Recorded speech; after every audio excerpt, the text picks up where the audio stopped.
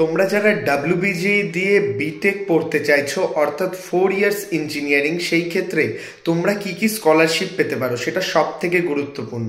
সেখানে দাঁড়িয়ে আমি তোমাদের সমস্ত ছাত্রছাত্রীদের জানাচ্ছি, তোমরা যারা উচ্চ মাধ্যমিক কমপ্লিট করে তোমরা বিটেকে আসতে চলেছো, তো তোমাদের কোর্স যদি এআইসিটি অ্যাপ্রুভাল হয় সেই ক্ষেত্রে তোমরা Swami Vivekananda merit cum means scholarship পাবে, যেটা সব থেকে গুরুত্বপূর্ণ স্কলারশিপ, যেটা বিকাশ ভবন থেকে প্রোভাইড করা হয়। এছাড়া তোমরা পাবে ওয়েসিস স্কলারশিপ।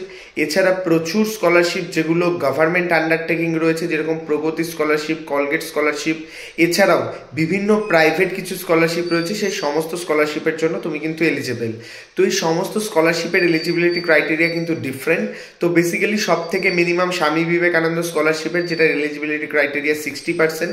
যদি তোমার লাস্ট কোয়ালিফাইং এক্সামিনেশন, অর্থাৎ তোমরা যারা ডাব্লিউবিজিটি ওয়েস্ট বেঙ্গল কোনো জয়েন্ট এন্ট্রান্স এক্সামিনেশন বোর্ডের আন্ডারে যে কোনো কলেজে ভর্তি হয়েছো, সেই ক্ষেত্রে তোমাকে কিন্তু এইচএস এক্সামিনেশনে 60% থাকতে হবে, তাহলে তুমি এই স্কলারশিপ পাবে।